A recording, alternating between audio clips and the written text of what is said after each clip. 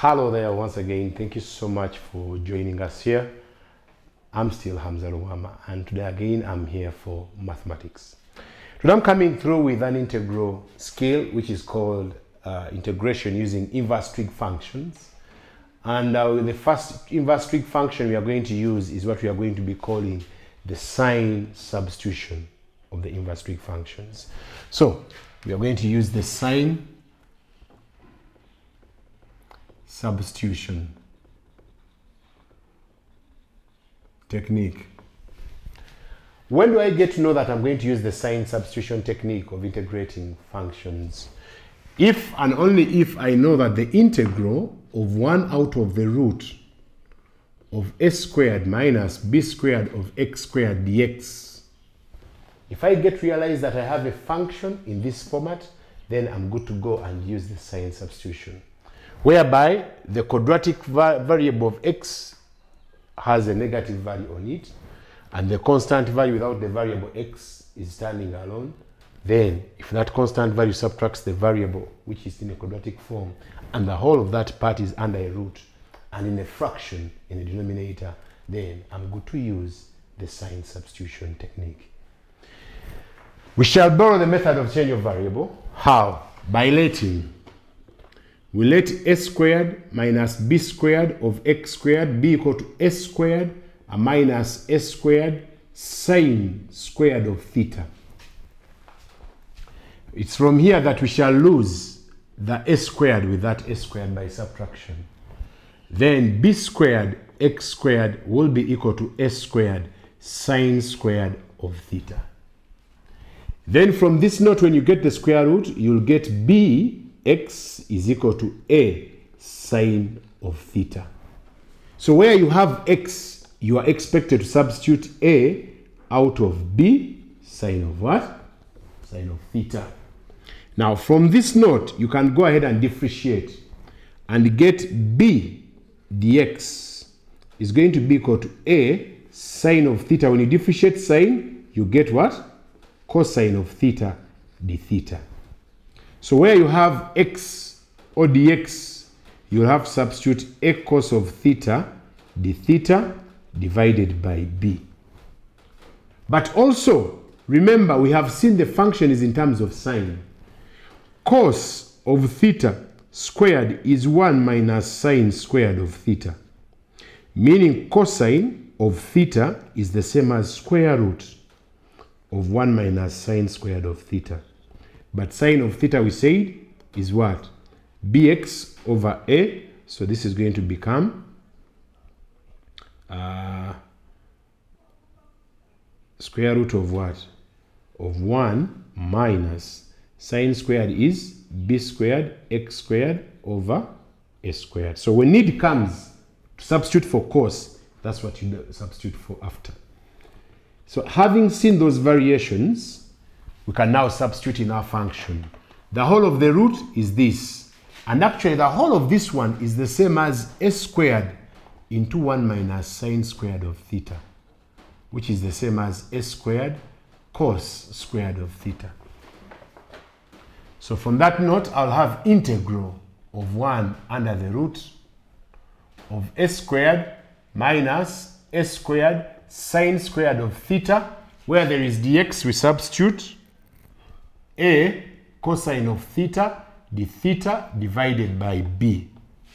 The reason why I'm not bringing back x is because we have changed the variable. If the superstar international, maybe who, Ronaldo, is being substituted by Mohamed Salah, they're in the same team, for example, then there is no way Mohamed Salah will be having one leg inside the pitch, another on outside. There is no way Ronaldo will have one leg on the pitch and the other leg outside the pitch. Ronaldo totally comes out, then Salah totally gets onto the pitch. So here we are removing x, we are bringing in totally theta. When I simplify further, I'll get integral of 1 out of a squared cos squared of theta under the square root times a cos of theta out of b with respect to theta. The whole of this is a cos theta, which is 1 over a cos theta times a cos theta divided by b d theta integral. When you simplify this, you lose the cos theta by division. You lose the a by division.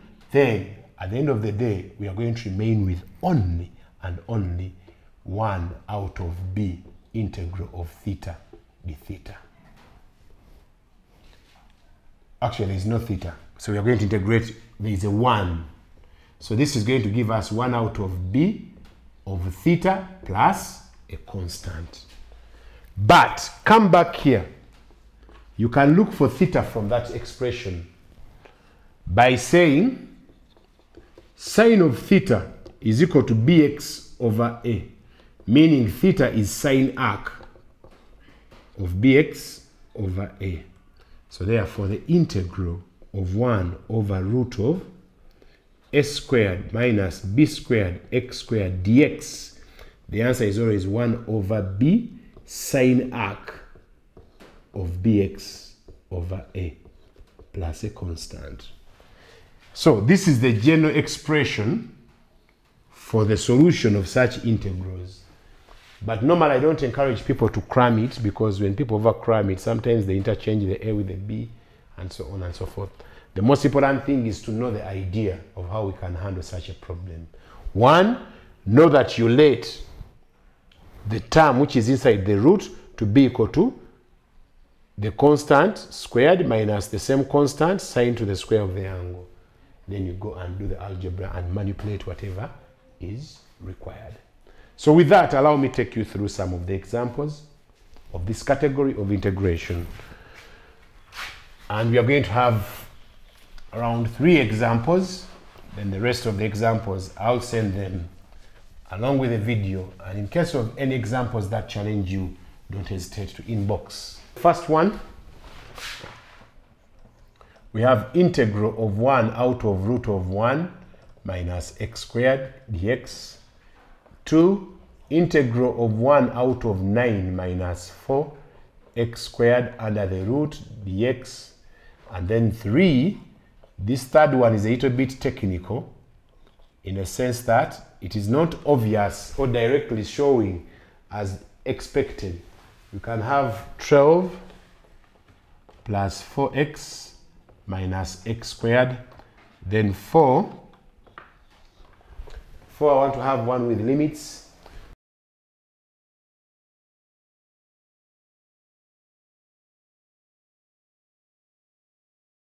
Two up to root 3 of 1 out of 5 under the root with respect to x, and in this case I'm having 4 minus x to the square. Yeah, those are our problems for the day. So the first one, question 1. Integrate 1 out of root of 1 minus x squared dx. Firstly, you have to confirm, does it require sign substitution? If yes, then you let. We can let 1 minus x squared be equal to 1 minus sine squared of theta. There is a silent 1 corresponding to that 1. For that reason, x will be equal to sine of theta. So that dx is actually equal to cos of theta d theta. Whereas this is going to be 1 minus sine squared is the same as cos squared of theta. For that reason, when I substitute, I'll have integral of 1 over root of cos squared of theta times cos of theta d theta. And I'll lose cos theta with this whole function. And the solution is integral of d theta. And the answer will be theta plus a constant. So if the answer is theta plus a constant, go ahead and make theta the subject. This will give us sine arc of x plus a constant. So in general, the integral of root 1 over root of 1 minus x squared dx, the answer is always sine arc of x plus a constant. I can leave this without a bracket. This is sine inverse of x. So that's example 1 for you. The coefficients A squared was 1 squared, B was also 1 squared. So if you substitute the general formula we derived earlier, still to give you the same answer. Let's go to question 2. Question 2 says integral of 1 over 9 minus 4x squared under the root dx. We have to let, it is the same category, so we let what is inside the bracket, which is 9 minus 4x squared, let it be 9 minus 9 sine squared of theta. Whereas you have let that be that, it means 2x is equal to 3 sine of theta. Then 2 dx over 3 is going to be equal to cos of theta d theta. With this, you can make dx the what? The subject. With this also, remember, this is the same as 9 cos squared of theta. When I substitute here, I'll have the following: integral of 1 out of root of 9 cos squared of theta times dx, which is going to be 3 over 2 times cos of theta d theta. Square root of 9 is 3. Square root of cos squared is cos. We shall have the following: integral of 1 over 3 cos theta times 3 over 2 cos theta d theta. I'll lose the cos with that. I'll lose the 3 with that. That's how it becomes a half of theta plus a constant. But theta can be got from this line, where 2x is equal to 3 sine theta. So it means the integral of 1 over 9 minus 4x squared under the square root with respect to dx is going to be a half times sine arc of 2x out of 3 a plus a constant. So with that knowledge, we shall be in position to deal with what we call integrals using the change of variable technique, and which change of variable is actually emphasizing the sign substitution technique. This is type 3 of integration. We have another example. The other example we have is example 3. It is special in its own way because it is not clearly bringing out the picture as we have been seeing the previous examples. So this will require you to factorize. How do you factorize? You complete squares. So you first let 12 plus 4x minus x squared be equal to a negative of x squared minus 4x minus 12. Then when you complete squares, you'll have negative x squared minus 4x. You have the coefficient of linear x, square it, subtract by itself, minus 12. This will give you a negative of x minus 2 squared minus 4 minus 12. In actual sense, this is going to give me x minus 2, the whole of it is squared, minus 16. Outside bracket there is a negative. It is from this note that I will confirm that this is 16 minus x minus 2 squared. So the whole of this expression has turned out to be a constant, which is 16 squared, minus a linear x, which is squared in a bracket. So the whole of this bracket becomes our x, as we are going to see. So with that, let's see now how we can go over that solution. But the idea was, 1, complete squares and factorize it so that you can have an x which is independently squared in a bracket. So therefore, integral of 1 out of root of 16 minus x minus 2 squared dx is the question. So you let 16 minus x minus 2 squared be 16 minus 16 sine of theta. Let me change a letter to beta. Someone might say, why theta all the time? X minus 2, when you get the square root, is going to be equal to 4 sine of beta. Because the square root of 16 is 4. Of course, this one has been subtracted.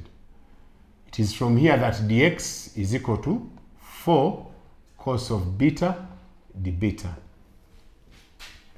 Now, on substitution, the whole of this one is the same as 16. This is sine squared. 16 cos squared of beta.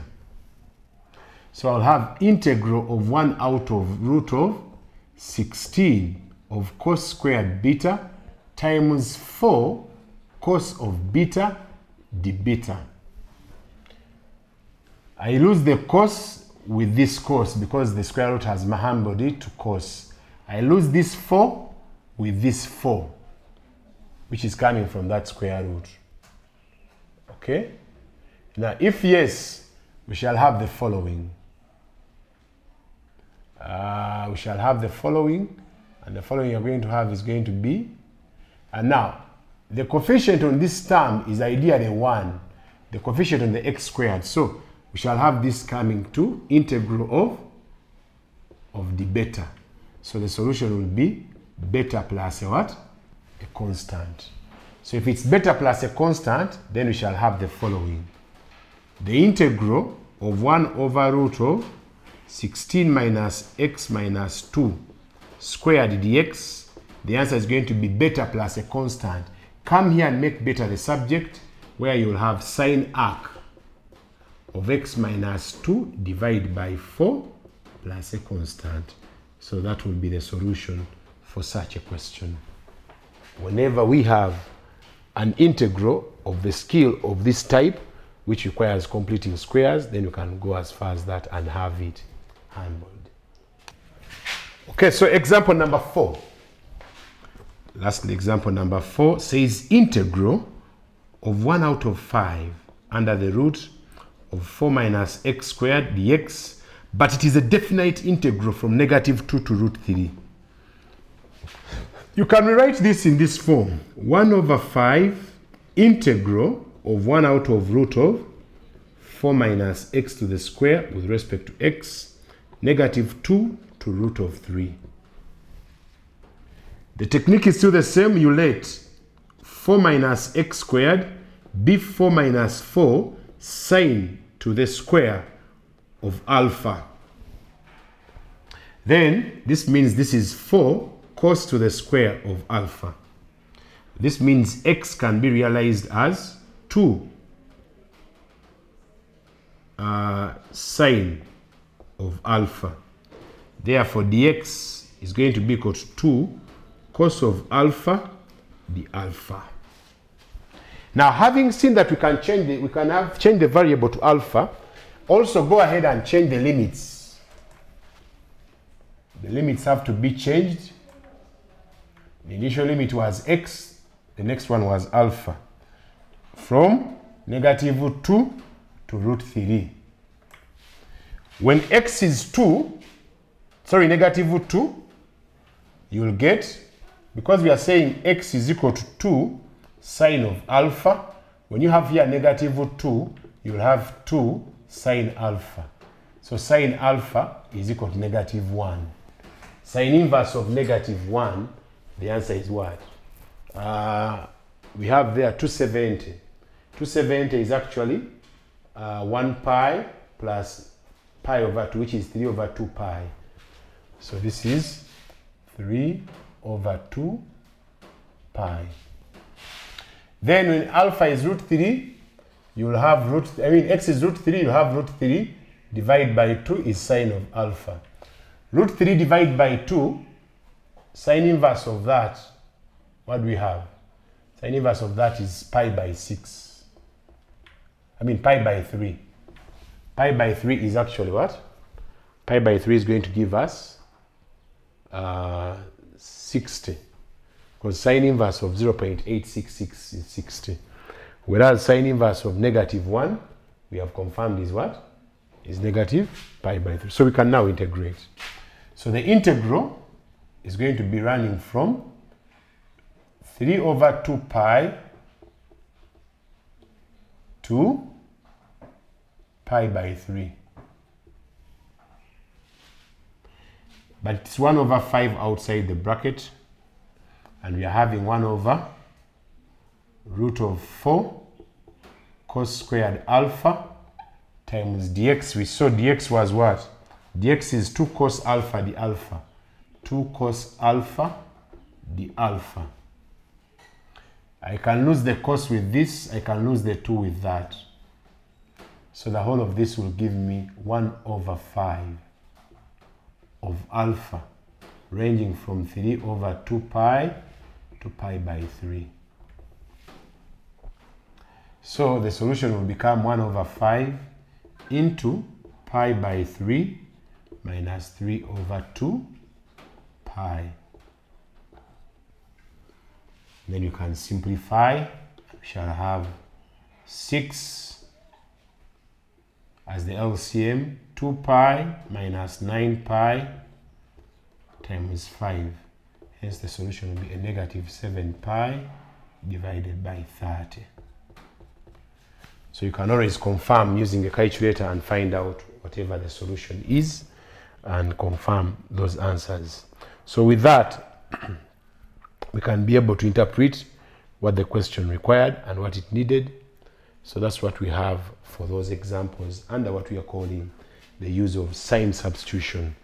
Of course, I cannot just let you be without a number to try out. 0 from 1 to 0, 0 to 1, integrate the root of 1 minus 9x squared dx.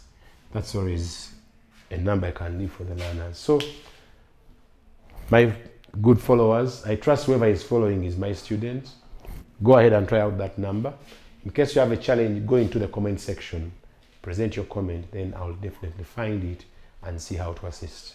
I'm still Hamza Rwama, and I was still taking you on in mathematics of type 4 of integration, which is integration using the substitution of using sign technique or the trig function of sign.